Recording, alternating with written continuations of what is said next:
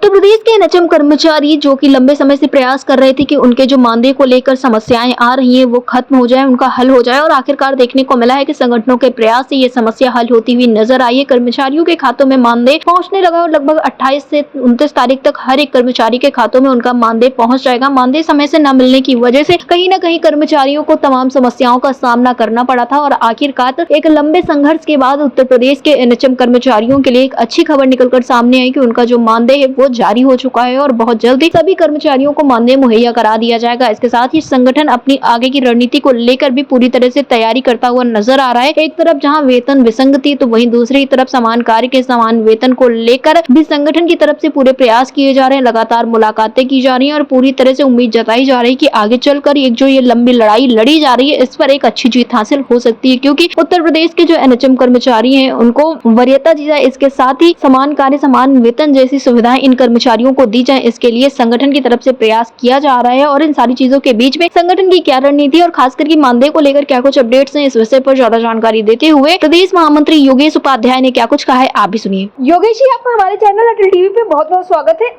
जी धन्यवाद। योगेश जी, जैसा कि देखने को मिल रहा है कि आप लोगों के द्वारा लगातार प्रयास किया जा रहा है कि जो एनएचएम कर्मचारी हैं उनकी समस्याओं का हल एक एक करके हो जाए जल्द से जल्द, और ऐसे में लगातार नियमितीकरण, समान कार्य के समान वेतन को लेकर और अन्य मांगों को लेकर आप लोगों की मुलाकातें होती हुई नजर आई। क्या कुछ तैयारियां चल रही है, क्योंकि 27 का चुनाव करीब है और कहीं ना कहीं चुनाव को देखते हुए हर एक संगठन या हर एक विभाग की तरफ से अपनी तैयारियों को काफी ज्यादा तूल दिया जा रहा है।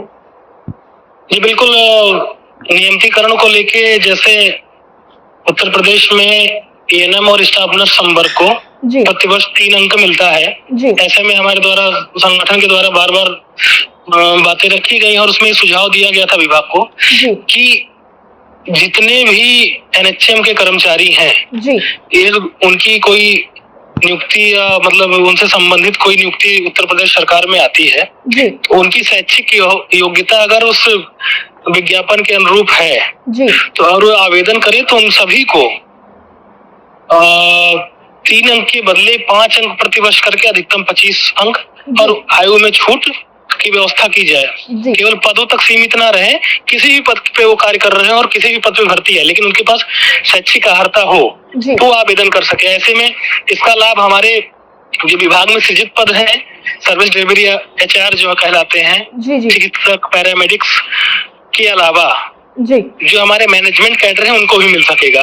इस पे प्रस्ताव मिशन निदेशक के स्तर से शासन को जा चुका है और आगे चल के जब ये प्रस्ताव पारित हो जाएगा तो हमारा एक दूसरा स्तर जो नियमितीकरण का होगा कि एक समय सीमा पूर्ण करने वाले जो 10 वर्ष की सेवा काल पूर्ण कर लिए हैं या जिनकी उम्र ऐसी हो गई कोई वो नियुक्ति या विज्ञापन आता है तो भर्ती अप्लाई नहीं कर पाते हैं, उनको सरकार बिना किसी शर्त के सीधे नियमित करे वो अगला चरण होगा।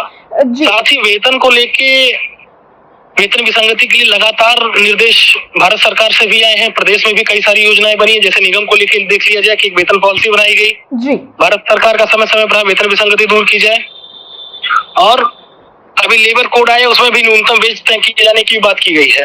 इन सब सारी चीजों को समाहित करते हुए लगातार बातचीत चल रही है। कुछ वेतन पॉलिसी बनी थी क्योंकि भारत सरकार द्वारा बजट अभाव था कि प्रदेश एनएचएम को अडॉप्ट करे, प्रदेश स्तर से बजट की व्यवस्था हो। उन सब चीजों को ध्यान में रखते हुए इस बार वेतन नीति स्पष्ट रूप से लागू कराने के लिए लगातार प्रयास है। जो हमारी अभी आरोपी आनी है उसके साथ साथ एक भारत सरकार से भी वार्ता चर्चा हुआ है। अगर उस जो समझौता हुआ है उस पर सफलता मिलती है तो सारे कर्मचारियों का एक वेतन नीति, वेतन पॉलिसी लागू होगा और समान का समान वेतन का लाभ मिल सकेगा। ऐसा प्रयास है संगठन का। जी योगेश जी, इसके साथ ही मानदेय को लेकर इस बीच में आपकी तमाम बड़ी मुलाकातें हुई थी, क्योंकि मानदेय को लेकर कहीं ना कहीं कर्मचारी काफी ज्यादा परेशान थे और अभाव भी काफी ज्यादा देखने को मिला था। उसको लेकर क्या कुछ अपडेट है? मानदेय को लेके जनपदों को बजट प्राप्त हो चुका है, अधिकांश जनपदों ने बिल लगा दिया है। लखनऊ का बात करें तो लखनऊ में अभी आज बिल लग जाएगा। जो प्रक्रिया है 2 से 3 दिन की, उसमें सबको वेतन प्राप्त हो जाएगा। जहां बिल लग गया 3 से 4 दिन अधिकतम प्रक्रिया है। SNA स्पष्ट का उस पर भुगतान उसके प्रक्रिया पूर्ण होने के बाद प्राप्त हो सकेगा सबको वेतन। जी, यानी कि योगेश जी ये कहा जा सकता है, क्योंकि इसके पहले मेरी जब आपसे बात हुई थी तो आपने कहा था लगभग 27 तारीख तक खातों में जो मानदेय है वो पहुंच जाएगा, तो ऐसा होता हुआ नजर आया? हो सकता है ऐसा? बिल्कुल बिल्कुल संभव, 27 नहीं तो 28 तक बिल्कुल सबको वेतन प्राप्त हो जाएगा। 1-2 दिन ऊपर नीचे हो सकता है, टेक्निकल एरर या कुछ क्योंकि आजकल सारे कार्य जो है पोर्टल से आधारित होते हैं, तो कुछ काम कभी विलम्ब हो सकता है, संभव है, नहीं तो 27 को भी वेतन आ सकता है। जी योगेश जी, एयरटेल टीवी से जुड़ने के लिए बहुत बहुत धन्यवाद। धन्यवाद।